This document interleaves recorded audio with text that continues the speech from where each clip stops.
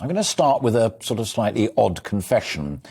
I had a dreadful thought when I came off air after yesterday's programme. Are we entering the fatigue phase over Ukraine? Fresh images of the horrors remind us that this is still a bloody war, mutilated children, booby-trapped corpses. But the Red Cross wrestle with seemingly insurmountable problems just to get people out of Mariupol, as you just heard in Olivia's news bulletin. My guests, academics, politicians, saw problem upon problem with the prospect of achieving a negotiated peace in my conversations yesterday. They all agreed that the UK had done well, but had to do even better in support and on military equipment for the Ukrainians. The Ukrainians have done much better on the battlefield than most expected, and the Russians far worse than anyone predicted. But how a war would end in victory wasn't clear, and it would be bloody either way.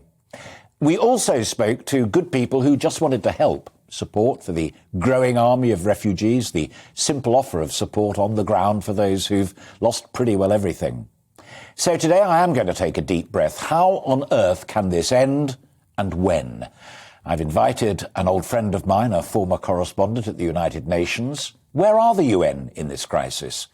Has their time come and gone?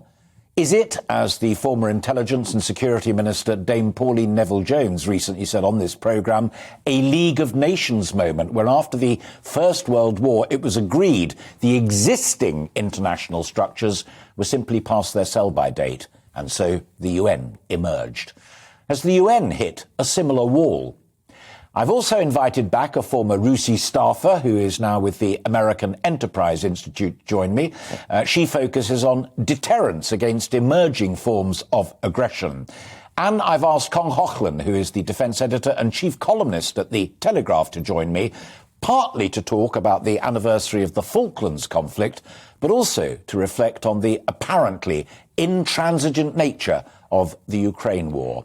And General Sir Richard Barrons, who's a former Deputy Chief of the Defence Staff, will be joining us in our 1 o'clock segment. Finally, we'll be joined by Lesia Vasilenko, MP, People's Deputy of Ukraine. We're also today talking about net zero and new evidence that you, the people, are fast falling out of love with it and the cost that it demands of all of us. The Business and Energy Secretary, Kwasi Kwarteng, gives a big interview in The Telegraph today, well worth reading. And the newspaper, as a result of that, leads on his and the government's aim to commission 7 new nuclear power stations.